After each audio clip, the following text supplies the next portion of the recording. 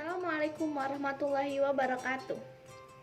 Kami dari kelompok 5 akan menjelaskan tentang 9 blok bisnis model kanvas. 9 blok bisnis model kanvas aplikasi arisan terdiri dari 1. Customer segment, 2. Value proposition, yang ketiga channels, yang keempat customer relationship, yang kelima revenue streams, yang keenam key result, yang ketujuh key activities, yang kedelapan key partnership, yang kesembilan cost structures. Perkenalkan, nama saya Arimpiah Nafisa, kelas 2 AKP 2. Bisnis model kanvas yang pertama yaitu customer segment. Customer segment adalah bagian yang menjelaskan siapa target market kita. Customer segment dapat dikelompokkan berdasarkan demografi, geografi, psikografi, dan behavior atau tingkah laku dari bisnis arisan yang kita buat.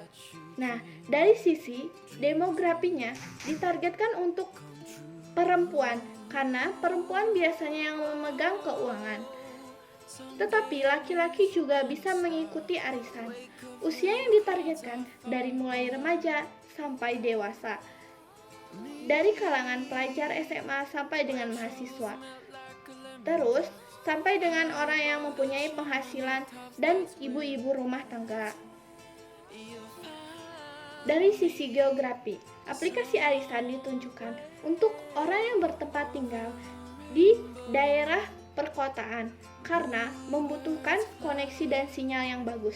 Nah, dari sisi psikografi, bisnis aplikasi arisan dibuat untuk menyesuaikan minat pelanggan, seperti ingin mengikuti arisan yang benar, dapat arisan dengan tepat waktu, dan ditunjukkan untuk semua kalangan kelas sosial, tergantung pembayarannya. Selain itu, diperuntukkan untuk orang-orang yang gaya hidup mewah.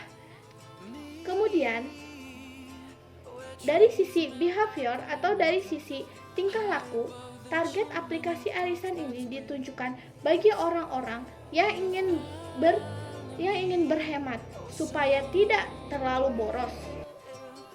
Bisnis model kanvas yang kedua yaitu value proposition. Value proposition adalah nilai lebih yang membuat pelanggan suka.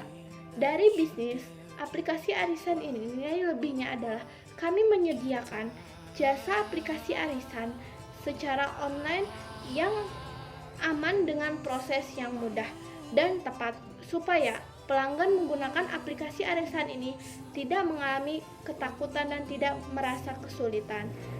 Nah, di sini juga ada panduan untuk menggunakan aplikasi arisan ini. Jaya dari kelas 2 AKP 2. Di sini saya akan menjelaskan tentang poin ketiga, yaitu channel yang ada di model bisnis aplikasi arisan. Sebelum saya menjelaskan tentang channel yang ada di model bisnis aplikasi arisan ini, saya akan terlebih dahulu menjelaskan tentang apa itu channel. Channel adalah penghubung antara perusahaan dan pelanggan.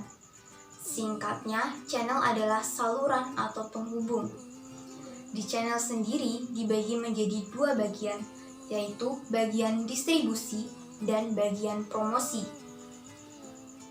Bagian distribusi yaitu bagaimana cara produk bisa sampai ke pelanggan, sedangkan bagian promosi yaitu bagaimana cara customer dapat mengetahui tentang produk tersebut.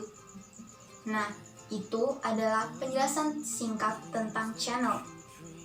Untuk channel yang ada di model bisnis aplikasi arisan ini, pada bagian distribusi, yaitu melalui aplikasi untuk mengunduh atau mendownload yang ada di smartphone kalian, seperti App Store, Play Store, dan lain-lain.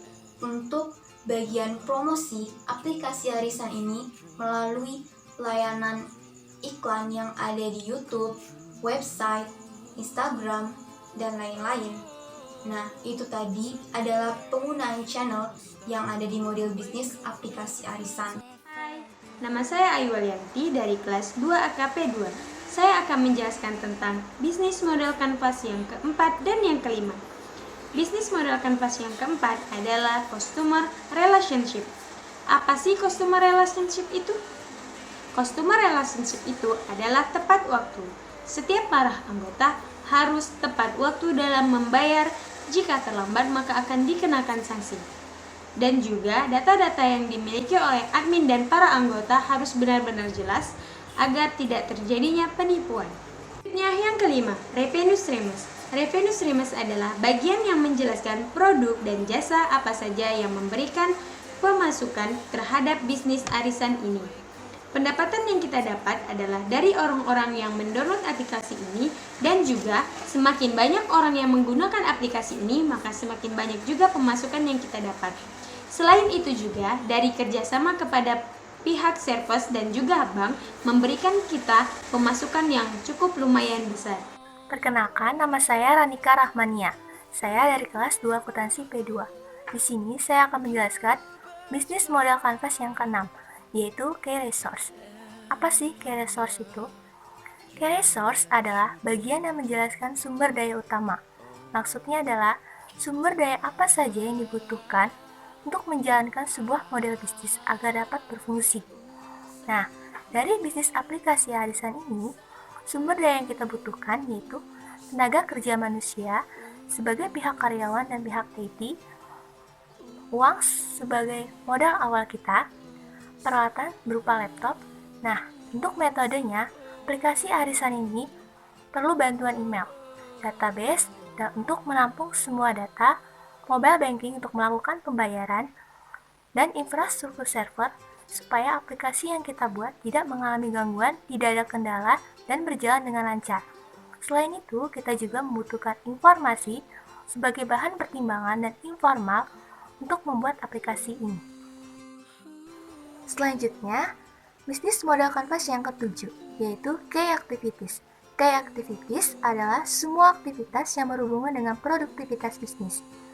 Dari bisnis aplikasi yang kami buat, dalam memproduksi, tahap pertama yang kita lakukan yaitu design thinking atau berpikir desain.